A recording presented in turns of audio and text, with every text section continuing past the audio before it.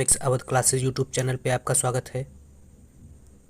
भारतीय अर्थव्यवस्था के अंतर्गत एक महत्वपूर्ण टॉपिक बेरोजगारी अनएम्प्लॉयमेंट के बारे में हम लोग अध्ययन कर रहे थे। पिछली क्लास में हम लोगों ने बेरोजगारी की परिभाषा आशय के बारे में अध्ययन किया था। इसके साथ साथ क्लासिकल अर्थशास्त्रियों में मुख्य रूप से पीगू का बेरोजगारी के संबंध में क्या विचार था, इसके बारे में हम लोगों ने जाना। आधुनिक अर्थशास्त्रियों का बेरोजगारी के संबंध में क्या विचार था। आधुनिक अर्थशास्त्रियों का बेरोजगारी के संबंध में दृष्टिकोण का अध्ययन हम लोगों ने किया। भारत में बढ़ती बेरोजगारी के क्या कारण थे तथा बेरोजगारी दूर करने के संबंध में क्या सुझाव दिए जा सकते हैं, इसके बारे में हम लोगों ने विस्तार से अध्ययन किया। तथा भारत में बेरोजगारी की समस्या पर अंकुश लगाने के लिए भारत सरकार द्वारा क्या कदम उठाए गए हैं, अर्थात भारत सरकार द्वारा बेरोजगारी कम करने के लिए कौन कौन सी योजनाएं चलाई गई हैं, उन योजनाओं को हम लोगों ने विस्तार से अध्ययन किया। इसके अलावा भारत में बेरोजगारी की माप के संबंध में क्या अवधारणा प्रचलित है, इन सब महत्वपूर्ण कंटेंटों के बारे में हम लोगों ने पिछले वीडियो में अध्ययन किया था। आज की इस वीडियो में हम लोग बेरोजगारी के प्रकार के बारे में अध्ययन करेंगे। अगर बेरोजगारी की बात की जाए तो अर्थशास्त्र में बेरोजगारी का मतलब उत्पादन कार्य में ना लगा होना है। अर्थात बेरोजगारी उस स्थिति को कहा जाता है जब एक व्यक्ति सक्रियता से रोजगार की खोज करता है परंतु वह रोजगार पाने में अक्षम रहता है। नीति आयोग ने बेरोजगारी के संबंध में बताया कि इच्छा, क्षमता एवं योग्यता रहने के बावजूद जब किसी व्यक्ति को रोजगार नहीं मिल पाता है तो उसे बेरोजगार कहा जाता है। अर्थात एक सक्षम व्यक्ति द्वारा मांगने पर भी रोजगार नहीं मिलने की स्थिति को बेरोजगारी कहा जाता है। तो बेरोजगारी के प्रकारों में मुख्य रूप से ऐच्छिक बेरोजगारी, अनैच्छिक बेरोजगारी, ग्रामीण बेरोजगारी। ग्रामीण बेरोजगारी में दो प्रकार की बेरोजगारी पाई जाती है, अदृश्य एवं प्रच्छन्न बेरोजगारी तथा मौसमी बेरोजगारी। इसी तरह से शहरी बेरोजगारी शहरों में दो प्रकार की बेरोजगारी, औद्योगिक बेरोजगारी और शिक्षित बेरोजगारी। खुली बेरोजगारी क्या है, संरचनात्मक बेरोजगारी किसे कहते हैं, अल्प रोजगार क्या है, घर्षणात्मक बेरोजगारी और चक्रीय बेरोजगारी। इन समस्त बेरोजगारी के बारे में आज की इस क्लास में हम लोग अध्ययन करेंगे। तो आज की क्लास स्टार्ट करते हैं। ऐच्छिक बेरोजगारी क्या है, जब श्रमिक कोई भी उत्पादन कार्य करना ना चाहते हों या उनको रोजगार प्राप्त करने की कोई इच्छा ही ना हो अथवा वे प्रचलित मजदूरी पर काम ना चाहते हों इसलिए वे बेरोजगार हों तो ऐसे श्रमिक को ऐच्छिक बेरोजगार कहा जाता है। ऐच्छिक बेरोजगार को प्रोफेसर पीगू ने निकम्मों की टोली कहा और बताया कि इस प्रकार की बेरोजगारी अर्थव्यवस्था में बनी रहती है। अर्थात इस प्रकार की बेरोजगारी को सामान्य बेरोजगारी के रूप में शामिल नहीं किया जाता है। क्यों? क्योंकि व्यक्ति अपनी इच्छा के अनुसार बेरोजगार रहता है, काम करना ही नहीं चाहता। इस ऐच्छिक बेरोजगारी में साधु सन्यासियों को एवं विकलांग या दिव्यांग व्यक्तियों को शामिल किया जाता है। क्यों? तथा आलसियों को भी ऐच्छिक बेरोजगारी में शामिल किया जाता है। इस बेरोजगारी में वे बेरोजगार शामिल होते हैं जो काम करने की इच्छा ही नहीं रखते हैं। तो इसलिए इस बेरोजगारी को सामान्य बेरोजगारी के रूप में शामिल नहीं किया जाता और अर्थव्यवस्था में हमेशा ऐच्छिक बेरोजगारी बनी रहती है। दूसरी जो बेरोजगारी के प्रकार में है वह है अनैच्छिक बेरोजगारी। अनैच्छिक बेरोजगारी क्या है, अर्थव्यवस्था में श्रमिक जब प्रचलित मजदूरी दर पर कार्य करने के लिए तैयार हो परंतु उस मजदूरी दर पर भी उसे कार्य ना मिले तो ऐसे लोगों को अनैच्छिक बेरोजगारी कहा जाता है। मतलब कोई भी ऐसा व्यक्ति जो किसी भी मजदूरी दर पर कार्य करने के लिए तैयार हो और उस मजदूरी दर पर भी उसे कार्य ना मिले तो वह अनैच्छिक बेरोजगार कहा जाता है। मतलब उसकी इच्छा नहीं है बेरोजगार रहने की, फिर भी वह बेरोजगार है। क्यों बेरोजगार है? क्योंकि उसको कार्य नहीं मिल पा रहा है और कार्य नहीं मिल पा रहा है तो वह बेरोजगार कहलाएगा। तो अनैच्छिक बेरोजगारी में कई प्रकार की बेरोजगारी को शामिल किया जाता है, जैसे अदृश्य या प्रच्छन्न बेरोजगारी, या मुख्य रूप से अदृश्य या प्रच्छन्न बेरोजगारी मुख्य रूप से गांवों में या ग्रामीण क्षेत्रों में पाई जाती है। क्या है अदृश्य या प्रच्छन्न बेरोजगारी? अदृश्य या प्रच्छन्न बेरोजगारी या छिपी हुई बेरोजगारी के प्रतिपादक जो हैं श्रीमती जॉन रॉबिन्सन को माना जाता है, और इन्होंने 1936 में अदृश्य बेरोजगारी की अवधारणा का विकास किया था। रेगनरर्क्स ने अदृश्य बेरोजगारी को अदृश्य बचत, संभावना तथा पूंजी निर्माण के रूप में देखा, तथा अमर्त्य सेन ने अदृश्य बेरोजगारी को मानवीय श्रम घंटे के अधिक के रूप में परिभाषित किया है। क्या है अदृश्य बेरोजगारी? अदृश्य बेरोजगारी वह स्थिति है जिसमें किसी कार्य को करने के लिए जितने श्रमिकों की आवश्यकता होती है उससे अधिक श्रमिक काम पर लगे हुए होते हैं। यदि कुछ श्रमिकों को कार्य से निकाल दिया जाए तो कुल उत्पादकता में कमी नहीं होती, अर्थात उत्पादन उतना ही बना रहता है। अर्थात इन श्रमिकों की सीमांत उत्पादकता शून्य होती है। तो जिन श्रमिकों की सीमांत उत्पादकता शून्य होती है ऐसे श्रमिकों को अदृश्य, प्रच्छन्न या छिपा बेरोजगार या छिपी बेरोजगारी के अंतर्गत शामिल किया जाता है। अदृश्य बेरोजगारी को एक उदाहरण की सहायता से समझा जा सकता है। किसी खेत पर खेती करने का कार्य केवल 2 श्रमिक अच्छी तरह से ही कर सकते हैं। मान लेते हैं ये खेत है और इस खेत पर खेती करने का कार्य 2 श्रमिक ही अच्छी तरह से कर सकते हैं, परंतु यदि इसी खेत पर क्या है 5 श्रमिक लगा दिए जाएं तो 3 श्रमिक, तब भी उत्पादन इतना होता है। अगर 2 श्रमिक कार्य कर रहे हैं तब भी 5 कुंटल गेहूं का उत्पादन हो रहा है, और 5 श्रमिक यदि लगा दिए जाएं तब भी 5 कुंटल गेहूं का उत्पादन हो रहा है। तो इससे क्या होता है, जो 3 अतिरिक्त श्रम इस खेत में लगाए गए थे उन्हीं श्रमिकों को ही अदृश्य बेरोजगारी के अंतर्गत रखा गया। क्यों? क्योंकि 2 श्रमिकों द्वारा उतना ही उत्पादन किया जा रहा है और 5 श्रमिकों द्वारा ही उतना उत्पादन किया जा रहा है। इस प्रकार से 3 श्रमिक जो अतिरिक्त लगाए गए थे वह अदृश्य बेरोजगारी के अंतर्गत आएंगे, और इन 3 श्रमिकों को हटाने के बावजूद भी उत्पादन पर किसी प्रकार का प्रभाव नहीं पड़ेगा, अर्थात उत्पादन पूर्व की भांति बना रहेगा। भारत में संयुक्त परिवार की अधिकतर तथा जोत का छोटा आकार मुख्य रूप से अदृश्य बेरोजगारी के कारणों में शामिल होता है या शामिल किया जाता है। कृषि जोतों का छोटा आकार का होना, रोजगार के वैकल्पिक अवसरों के अभाव के कारण क्या होता है, परिवार के सभी सदस्य सीमित भूमि पर ही खेती करने के काम में लगे रहते हैं। इनमें से कुछ लोगों को किसी दूसरे काम पर यदि लगा दिया जाए तो परिवार की कृषिगत उत्पादकता में कोई कमी नहीं आएगी और उत्पादन वही बना रहेगा।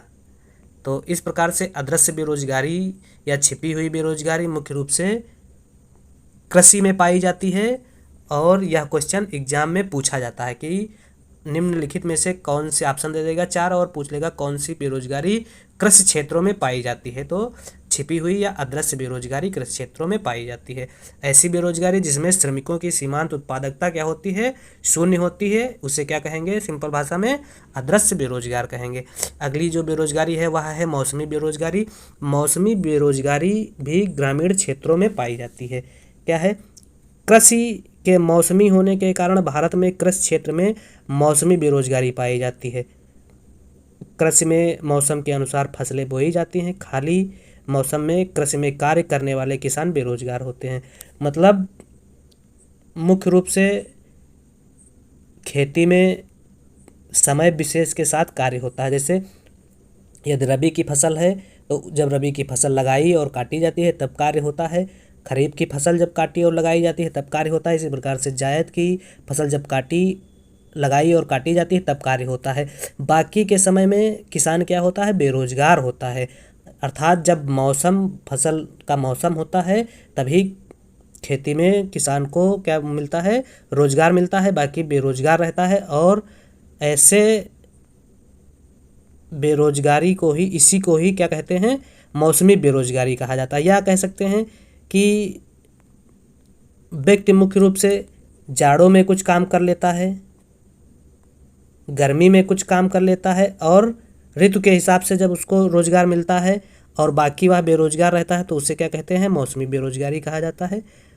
शहरी बेरोजगारी क्या है, शहरी क्षेत्रों में बेरोजगार व्यक्तियों का नाम क्या होता है, रोजगार दफ्तर में पंजीकृत होता है तथा शहरी बेरोजगारी खुली बेरोजगारी के समान होती है। शहरी बेरोजगारी क्या होती है, खुली बेरोजगारी के समान होती है। ग्रामीण क्षेत्रों में अदृश्य बेरोजगारी की भांति शहरी बेरोजगारी नहीं होती है। ग्रामीण क्षेत्रों की जो बेरोजगारी होती है वह अदृश्य बेरोजगारी होती है। शहरी क्षेत्रों में मुख्य रूप से दो प्रकार की बेरोजगारी पाई जाती है, औद्योगिक बेरोजगारी और शिक्षित बेरोजगारी। क्या है औद्योगिक बेरोजगारी? औद्योगिक बेरोजगारी औद्योगिक क्षेत्र में उन लोगों को शामिल किया जाता है जो तकनीक एवं गैर तकनीक रूप से कार्य करने की क्षमता रखते हैं किंतु उन्हें कार्य नहीं मिलता है, अर्थात वे बेरोजगार होते हैं। औद्योगिक क्षेत्र में बेरोजगारी की समस्या जनसंख्या वृद्धि के साथ बढ़ती जाती है। पिछले कई वर्षों से शहरों में उद्योगों की वृद्धि के कारण जनसंख्या गांवों से निकलकर शहरों में आकर बसने लगी है। जब कृषि क्षेत्र में काम खत्म हो जाता है तब क्या होता है, ये शहरों में रोजगार ढूंढने आते हैं, किंतु भारत में अभी तक इतने उद्योग स्थापित नहीं हुए हैं कि इस बढ़ी हुई श्रम शक्ति को अपने में समाहित कर सके। अतः सभी को रोजगार का अवसर प्राप्त न होने के कारण औद्योगिक क्षेत्र में बेरोजगारी की मात्रा में वृद्धि होती है। मतलब औद्योगिक क्षेत्र में बेरोजगारी का जो मुख्य कारण है वह ग्रामीण क्षेत्र से रोजगार की तलाश में नगरों की तरफ लोगों का पलायन है, क्योंकि लोगों को यह प्रत्याशा होती है कि नगरों में उद्योग धंधे होने की वजह से रोजगार अधिक मात्रा में मिल जाएगा, लेकिन जनसंख्या वृद्धि के साथ साथ या जनसंख्या वृद्धि की अपेक्षा रोजगार या उद्योग उस हिसाब से भारत में अभी स्थापित नहीं हुए हैं, जिससे क्या होता है लोगों को रोजगार नहीं मिल पाता है, वह बेरोजगार की श्रेणी में आ जाते हैं। दूसरी जो शहरी क्षेत्रों में पाई जाने वाली बेरोजगारी है वह है शिक्षित बेरोजगारी। शिक्षा प्राप्त करने के पश्चात यदि व्यक्ति को उसके शैक्षिक स्तर के अनुकूल नौकरी या रोजगार ना मिले तो उस व्यक्ति को शिक्षित बेरोजगारी कहते हैं। मतलब शिक्षा प्राप्त करने के बाद जब व्यक्ति को उसकी योग्यता के अनुसार रोजगार नहीं मिलता है तो ऐसी व्यक्ति को शिक्षित बेरोजगार की श्रेणी में रखा जाता है। शिक्षित बेरोजगारी के लिए जो मुख्य कारक जिम्मेदार हैं उन कारकों में देश की शिक्षण संस्थाओं जैसे विश्वविद्यालय, कॉलेज आदि की संख्या में वृद्धि होने के कारण शिक्षित लोगों की संख्या में अत्यधिक वृद्धि हुई है, जिनमें मुख्य रूप से कौशल का अभाव होता है, जिससे क्या होता है शिक्षित बेरोजगारी बढ़ती है। इसके अलावा भारत में शिक्षा प्रणाली रोजगार परक नहीं है बल्कि डिग्री परक है या उपाधि परक है, इसलिए शिक्षित लोग कई व्यवसायों के लिए अनुपयुक्त होते हैं। इसके अलावा यह भी एक कारण होगा शिक्षित बेरोजगारी में वृद्धि का। इसके अलावा भारत में रोजगार के अवसरों में उतनी वृद्धि नहीं हुई है जितनी शिक्षित लोगों की संख्या में वृद्धि हुई है, इसलिए रोजगार के अवसरों में वृद्धि का ना होना भी शिक्षित बेरोजगारी का प्रमुख कारण है। इसके अलावा जो अन्य अगली बेरोजगारी है वह है खुली बेरोजगारी, ओपन अनएम्प्लॉयमेंट। खुली बेरोजगारी वह स्थिति है जिसमें श्रमिक कार्य करने के लिए तैयार होता है तथा श्रमिकों में कार्य करने की आवश्यक योग्यता भी होती है, परंतु उसे रोजगार नहीं मिलता है। वह पूरे समय के लिए बेकार रहता है, उसे अपनी आवश्यकता के लिए परिवार के दूसरे सदस्यों की आय पर निर्भर रहना पड़ता है। मतलब जब रोजगार नहीं मिलता तो उसके पास इनकम नहीं होती है, आय नहीं होती है और अपने खर्चों के लिए वह परिवार के अन्य सदस्यों के ऊपर निर्भर रहता है, तो खुली बेरोजगारी कहलाती है। संरचनात्मक बेरोजगारी क्या है? संरचनात्मक बेरोजगारी मुख्य रूप से विकासशील एवं अल्पविकसित देशों में पाई जाती है और भारत में भी संरचनात्मक बेरोजगारी पाई जाती है। क्या है संरचनात्मक बेरोजगारी, जान लेते हैं।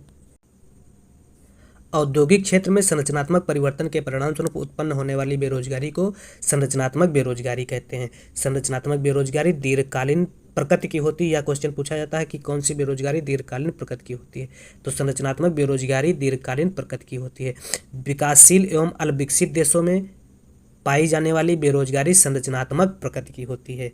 संरचनात्मक परिवर्तन मुख्य रूप से दो प्रकार के होते हैं, जिसमें प्रौद्योगिकी या टेक्नोलॉजी में परिवर्तन के फलस्वरूप पुराने कारीगरों की आवश्यकता नहीं होती, अतः वे बेरोजगार हो जाते हैं। जैसे एक एग्जाम्पल से समझा जा सकता है कि तकनीक में परिवर्तन के फलस्वरूप होने वाले बेरोजगारी को कैसे समझा जा सकता है। जैसे एक कोई मैकेनिक है जो ब्लैक एंड वाइट टीवी या टेलीविज़न बनाने का काम करता है, लेकिन वर्तमान में ब्लैक एंड वाइट टेलीविज़न का कार्य बिल्कुल नगण्य है या ना के बराबर है, और उसको नई प्रकार की एलईडी बनाना नहीं आता है, जिससे क्या होगा, वह तकनीक के ज्ञान के अभाव में बेरोजगार हो जाएगा। ऐसी बेरोजगारी को या उस व्यक्ति में जो बेरोजगारी के लक्षण हैं या उसको क्या कहेंगे, संरचनात्मक बेरोजगारी कहेंगे। इसी प्रकार से मांग के पैटर्न में परिवर्तन के फलस्वरूप कुछ उद्योग बंद हो जाते हैं, अतः उस उद्योग में लगे लोग बेरोजगार हो जाते हैं। जिन वस्तुओं की मांग समय के साथ साथ क्या होती है, कम होती जाती है, वे उद्योग बंद हो जाते हैं। जैसे HMT घड़ी, बजाज स्कूटर आदि उद्योग समय के साथ क्या हुए, बंद हो गए, क्योंकि इन वस्तुओं की मांग में कमी आ गई थी। और ये समय के साथ जब यह उद्योग बंद हुए तो इन उद्योगों में लगे श्रमिक क्या हुए, बेरोजगार हो गए। तो इन श्रमिकों को भी संरचनात्मक बेरोजगारी की श्रेणी में रखा गया, और मांग के पैटर्न में परिवर्तन के फलस्वरूप यह बेरोजगार हुए। तो संरचनात्मक बेरोजगारी तकनीक में परिवर्तन से होने वाली बेरोजगारी और मांग के पैटर्न में परिवर्तन से होने वाली बेरोजगारी को व्यक्त करता है और दीर्घकालीन प्रकृति की होती है, तथा यह अल्पविकसित एवं विकासशील देशों में पाई जाती है, तथा भारत में पाई जाने वाली बेरोजगारी संरचनात्मक प्रकृति की है। तो यह संरचनात्मक बेरोजगारी के संदर्भ में कुछ बातें थी। और संरचनात्मक बेरोजगारी के बाद अगली जो बेरोजगारी है वह है घर्षणात्मक बेरोजगारी। क्या है घर्षणात्मक बेरोजगारी? विकसित देशों में यह पाई जाती है। तो संरचनात्मक बेरोजगारी अल्पविकसित या विकासशील देशों में पाई जाती है, घर्षणात्मक बेरोजगारी विकसित देशों में पाई जाती है। घर्षणात्मक बेरोजगारी पूर्ण रोजगार की स्थिति में भी बनी रहती है। ऐसा व्यक्ति जो एक रोजगार को छोड़कर दूसरे रोजगार में जाता है तो दोनों रोजगारों के बीच की अवधि में वह बेरोजगार हो जाता है। ऐसी बेरोजगारी को घर्षणात्मक बेरोजगारी कहा जाता है, या कह सकते हैं नई तकनीक के प्रयोग के कारण एक व्यक्ति एक रोजगार से निकाल दिए जाने के बाद रोजगार की तलाश कर रहा है। तलाश की इस अवधि में वह अस्थायी बेरोजगार होता है। ऐसी अस्थायी स्वभाव की बेरोजगारी को घर्षण जनित बेरोजगारी कहते हैं। मतलब कोई व्यक्ति जिसको पुराने तकनीक का कोई व्यक्ति कार्य कर रहा है और नई तकनीक का कार्य उसको नहीं जानकारी है, तब क्या होता है, उसको रोजगार से निकाल दिया जाता है। और जब वह इस रोजगार से निकालने के बाद इस रोजगार की तलाश तक के बीच में बेरोजगार रहता है, तो ऐसी बेरोजगारी को ही क्या कहा गया, घर्षण जनित बेरोजगारी कहा गया। यह अस्थायी होता है, क्योंकि इस बीच में जो व्यक्ति बेरोजगार है वह अस्थायी है, स्थायी नहीं है। क्यों? क्योंकि कुछ समय के बाद उसको दोबारा रोजगार मिल जाएगा। तो यह क्या हो जाएगी, घर्षण जनित बेरोजगारी हो जाएगी। इसे एक उदाहरण द्वारा भी समझा जा सकता है। उदाहरण द्वारा कैसे समझा जा सकता है? जैसे नौकरी करने वाली महिला शादी हो जाने के बाद कुछ हफ्तों या महीनों के लिए नौकरी के बिना रहने का निर्णय ले लेती हैं। इसे ही क्या कहेंगे, घर्षण जनित बेरोजगारी कहेंगे। मतलब नौकरी के बीच और नौकरी के अभाव में या बिना नौकरी के बीच जो रहने का जो समय है, इसमें बेरोजगारी है, और ऐसी बेरोजगारी को क्या कहेंगे, घर्षण जनित बेरोजगारी कहेंगे। और घर्षण जनित बेरोजगारी विकासशील देशों में पाई जाती है, वो विकसित देशों में पाई जाती है। इसके अलावा चक्रीय बेरोजगारी क्या है? ऐसी बेरोजगारी जो समग्र मांग की कमी तथा निष्क्रिय उत्पादन क्षमता के कारण हो और मांग में वृद्धि के साथ समाप्त हो जाए। मतलब ऐसी बेरोजगारी जो समग्र मांग की कमी था निष्क्रिय उत्पादन क्षमता के कारण हो और मांग में वृद्धि के साथ समाप्त हो जाए, ऐसी बेरोजगारी को चक्रीय बेरोजगारी कहते हैं।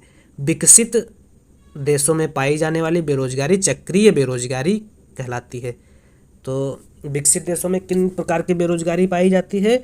तो विकसित देशों में चक्रीय और घर्षण जनित, मतलब घर्षणात्मक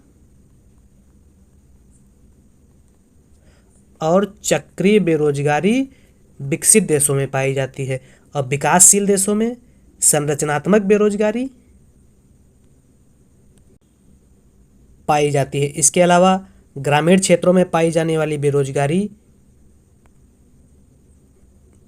मौसमी बेरोजगारी और छिपी बेरोजगारी या अदृश्य बेरोजगारी ग्रामीण क्षेत्रों में पाई जाती है। और शहरी क्षेत्रों में पाई जाने वाली बेरोजगारी शिक्षित बेरोजगारी एवं शिक्षित बेरोजगारी के साथ साथ औद्योगिक बेरोजगारी शहरी क्षेत्रों में पाई जाती है। और दीर्घकालीन प्रकृति की बेरोजगारी कौन सी है? तो दीर्घकालीन प्रकृति की बेरोजगारी संरचनात्मक बेरोजगारी है। और अस्थायी प्रकृति की बेरोजगारी कौन सी बेरोजगारी है? तो अस्थायी प्रकृति की बेरोजगारी जो है वह घर्षणात्मक बेरोजगारी कहलाती है। तो यह बेरोजगारी के संबंध में या बेरोजगारी के कुछ जो मेन प्रकार थे उन प्रकारों के बारे में हम लोगों ने विस्तार से अध्ययन किया। अब अगली जो क्लास रहेगी उस क्लास में हम लोग डेवलपमेंट एंड प्लानिंग विकास एवं आयोजन को स्टार्ट करेंगे और विकसित देशों की क्या विशेषताएं हैं उसके बारे में विस्तार से अध्ययन करेंगे। फिर नेक्स्ट वीडियो में अल्पविकसित या विकासशील देशों की क्या विशेषताएं हैं और भारत किस प्रकार का देश है, विकसित या विकासशील देश, और